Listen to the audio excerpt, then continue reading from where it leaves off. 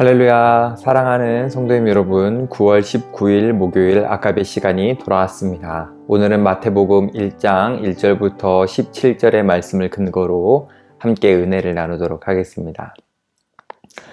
사람들이 신약 성경을 읽으려고 하다가 처음에 나오는 족보 때문에 당황합니다. 그래서 어떤 사람들은 족보를 보면서 포기하는 마음으로 성경을 덮어버리기도 하죠. 하나님은 당황스러운 족보를 왜 신약 성경에 처음에 주셨을까요? 차라리 좋은 교훈이나 명령 같은 것을 주시면 편하게 읽을 수 있을 것 같은데 하나님은 그러지 않으셨습니다. 사실 하나님께서 이렇게 하신 이유는 복음은 충고가 아니라 소식이기 때문입니다. 여러분은 충고와 소식의 차이를 이해하시나요? 예를 들어서 코로나 시기에 방역 수칙을 더 잘 지켜야 한다라고 메시지를 주는 것은 충고입니다. 그런데 소식은 다르죠. 예를 들어 코로나 치료자가 개발되어서 더 이상은 이제 누구도 코로나를 걱정하지 않아도 된다라는 것은 소식입니다. 이렇듯 복음은 좋은 소식입니다. 성경은 교훈과 명령들만 담고 있는 것이 아니라 복음, 다시 말해서 좋은 소식을 담고 있습니다. 즉, 성경은 우리에게 해야 할 일들을 말하는 것을 넘어서서 하나님께서 우리에게 무엇을 해주셨는지를 말하고 있는 것입니다. 이런 점에서 족보는 복음, 다시 말해서 좋은 소식입니다. 족보를 보면 우리에게 무엇을 해야 된다라고 말하는 것이 나오는 것이 아니라 그 대신 하나님이 무엇을 하셨는지가 나와 있기 때문입니다. 족보를 자세히 보면 그 안에 하나님께서 우리에게 하신 일, 다시 말해서 놀라운 소식이, 다시 말해서 복음이 담겨져 있습니다. 이를 알기 위해서는 성경이 기록될 당시의 족보가 어떤 의미였는지를 생각해 봐야 합니다. 요즘 시대에는 우리가 누구인지를 알려주기 위해서 이력서나 자기소개서를 쓰죠. 그래서 자신이 한 일, 자신이 이루어낸 성취로 자신을 소개합니다. 그런데 당시 성경이 기록될 당시의 문화에서는 자신을 소개할 때 자신이 한 일이 아니라 자신이 어느 가문 출신인지, 자신의 조상 중에 어떤 사람이 있는지를 말해줌으로써 자신을 소개했습니다. 즉 족보는 당시에 자신이 누구인지를 말해주는 증명이었는데, 그래서 오늘 본문은 예수님의 족보이기 때문에 예수님의 이력서와 같은 것이라고 할 수 있습니다. 당시 사람들은 자신의 이력서와 같은 이 족보가 잘 기록되기를 바라는 마음으로 족보를 위조하기도 했습니다. 당시 헤롯 대왕은 자신을 더 나은 사람으로 보여주고 싶어서 족보를 위조했습니다. 그는 원래 절반은 유대인이고 절반은 에돔인이었는데 순수 혈통으로 보여주기 위해서 족보에서 마음에 들지 않는 사람들을 빼버렸습니다. 이렇듯 당신은 족보를 통해 어떤 사람인지를 소개하였기 때문에 족보를 아주 중요하게 여겼습니다. 자, 이제 그러면 예수님의 족보를 어떻게 소개하고 있는지 우리 한번 살펴보겠습니다. 1절입니다. 아브라함과 다윗의 자손 예수 그리스도의 계보라. 하나님께서 마태를 통해서 예수님에 대해서 소개를 하시면서 아브라함과 다윗의 자손이라고 소개를 합니다. 이는 아브라함과 다윗에게 약속하신 하나님의 복이 예수님을 통해서 성취된다라는 의미입니다. 조금 더 구체적으로 표현하면 하나님은 아브라함의 후손을 통해서 천하 만민이 복을 얻을 것이다 라고 약속을 해주셨죠. 또한 하나님은 다윗에게 하나님의 나라가 영원히 견고하게 될 것이라고 약속하셨습니다. 즉 하나님께서 아브라함과 다윗에게 주신 약속인 놀라운 축복이 예수님을 통해서 성취된다라는 것을 알려주는 것입니다. 다시 말해서 예수님이 바로 그 복을 주시는 메시아라고 소개를 하는 것이죠. 마태복음의 저자인 마태가 복음서를 기록하면서 시작부터 이것을 강조하는 이유가 있습니다. 마태복음은 먼저 유대인들을 향해 기록되었기 때문입니다. 당시 유대인들은 메시아를 고대했습니다. 그리고 유대인들의 인식 속에서는 메시아가 아브라함의 자손이자 다윗 왕의 법적 후손이어야 한다라고 생각을 했습니다. 그렇지 않으면 메시아로서는 자격이 없다라고 생각을 했습니다. 왜냐하면 메시아는 아브라함과 다윗의 축복을 성취할 뿐으로 생각했기 때문입니다. 유대인들이 그런 인식을 가지고 있었죠. 그래서 마태는 이것을 강조하기 위해서 예수님의 족보를 특별한 방식으로 정리를 합니다. 우리 17절 말씀을 함께 볼게요. 그런즉 모든 대수가 아브라함부터 다윗까지 14대요. 다윗부터 바벨론으로 사로잡혀 갈 때까지 14대요. 바벨론으로 사로잡혀 간 후부터 그리스도까지 14대더라. 아브라함부터 예수님까지의 역사를 세 그룹으로 나눠서 소개를 하는데요. 첫째는 아브라함부터 다윗까지를 14세대로 소개를 합니다. 둘째는 다윗부터 바벨론 유수까지를 14세대로, 그리고 세 번째로 마지막으로 바벨론 유수부터 예수님까지를 14세대로 나눠서 소개를 합니다. 사실 이 세 그룹은 1000년, 그리고 400년, 그리고 600년의 역사를 대략적으로 가지고 있습니다. 그렇기에 당연하게 포함되어야 할 인물들이 아주 많습니다. 그런데 마태는 14이라는 세대로 제한하여서 소개를 합니다. 마태가 이렇게 한 이유가 있습니다. 14라는 숫자는 다윗이라는 이름의 고유의 수이기 때문입니다. 즉 유대인들이라면 당연히 알 수 있는 14라는 다윗의 수를 통해서 예수님이 다윗의 자손이라는 것을 분명히 하는 겁니다. 특별히 족보 중에서 많은 왕들이 기록되는데 그 중에서 유일하게 다윗만 왕으로 소개를 하죠. 이는 예수님이 다윗의 후손으로 오신 진정한 왕이라는 의미입니다. 족보에 들어갈 많은 사람들 중에 엄선된 사람들의 면면을 보면 유대인들이 놀라고 심지어는 경악할 만한 사람들이 등장합니다. 그 대표적인 것이 바로 여자가 5명이나 나오는 것이죠. 당시 문화 속에서 남자와 여자는 동등하지 않았습니다. 따라서 족보에 여성이 기록되는 일은 없었습니다. 역사를 찾아봐도 전무한 일입니다. 그런데 예수님의 족보에는 다말, 라합, 룻, 그리고 밧세바, 그리고 마리아가 기록되어 있습니다. 심지어 이 족보에 실린 여자들은 마리아를 제외하면 모두 이방인입니다. 다말과 라합은 가나안 사람이고요. 밧세바는 헷 족속 사람으로 추정하고요. 룻은 모압 사람입니다.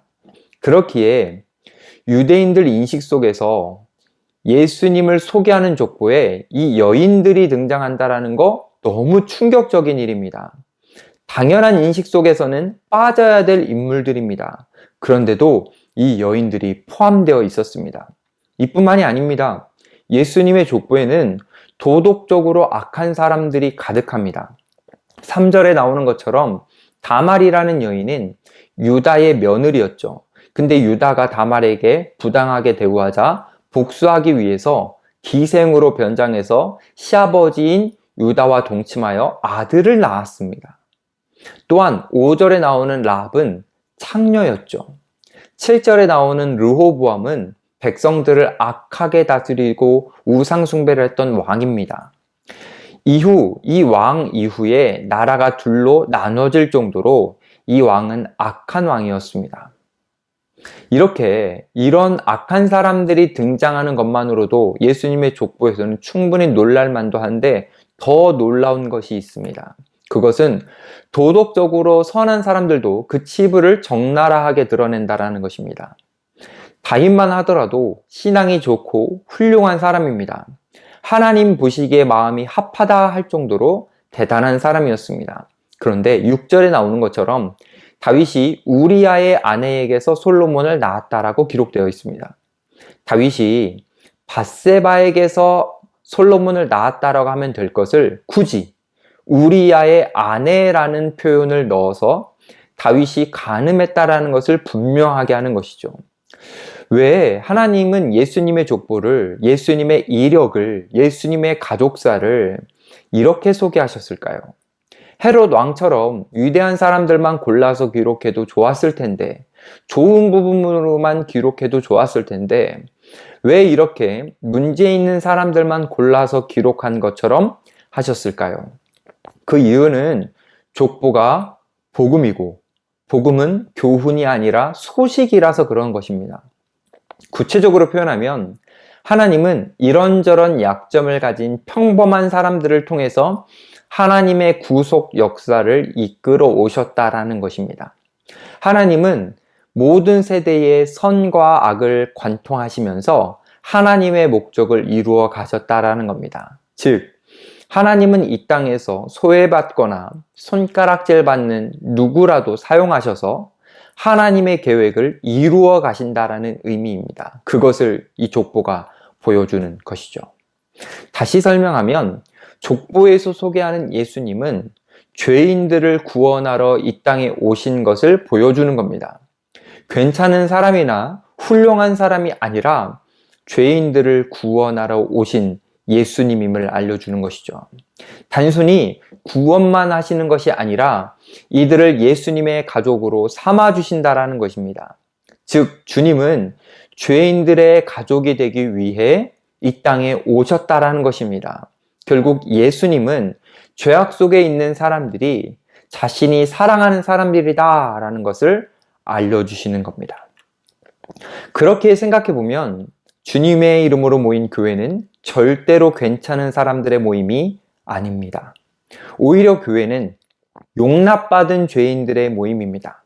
그렇지만 사랑받고 있는 사람들의 모임이며 예수님께서 자신의 가족이라고 선언해 주시는 사람들의 모임입니다. 바로 우리가 그런 사람들인 것이죠. 결국 족보를 통해서 하나님이 우리에게 알려주시는 복음이라는 것은 우리가 생각했던 것보다 훨씬 더 악하다라는 것을 알려줌과 동시에 우리가 감히 바라거나 상상한 것보다 훨씬 더 주님께 사랑받고 있다라는 사실을 알려주는 것입니다. 그렇기에 족보는 우리에게 큰 기쁨의 소식인 것입니다.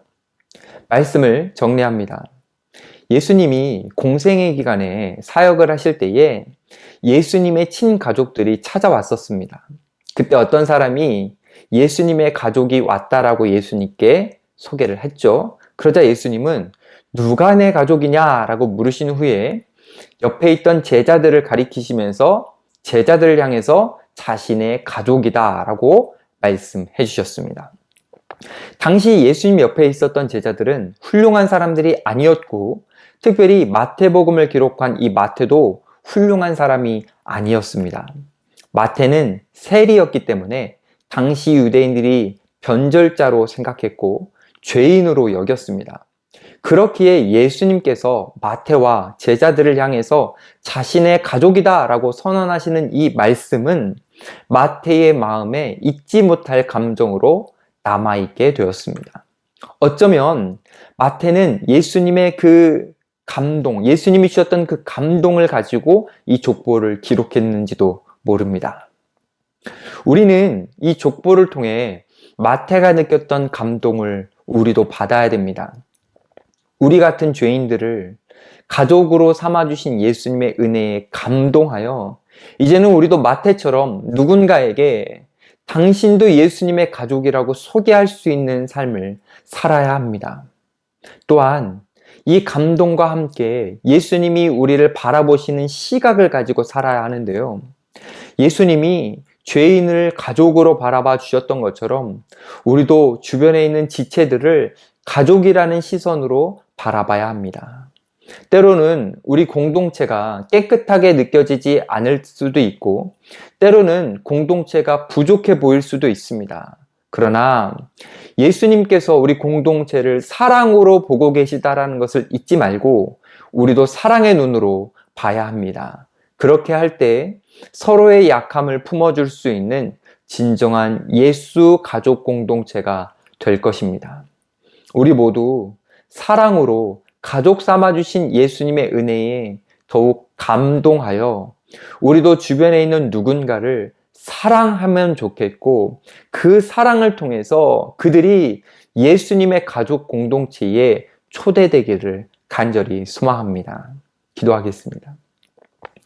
하나님 감사합니다. 오늘 말씀을 통해서 우리에게 복음의 소식을 들려주시니 감사합니다. 우리는 죄인입니다. 아무것도 아닌 자들입니다. 예수님의 가족 안에 포함될 수 없는 존재들입니다. 그러나 주님께서 우리를 사랑해 주셨고 가족으로 삼아 주셨으니 그 감동을 잊지 않고 날마다 기뻐하며 감사하며 행복하게 여기며 주님을 찬양하며 살아갈 수 있도록 도와주시옵소서.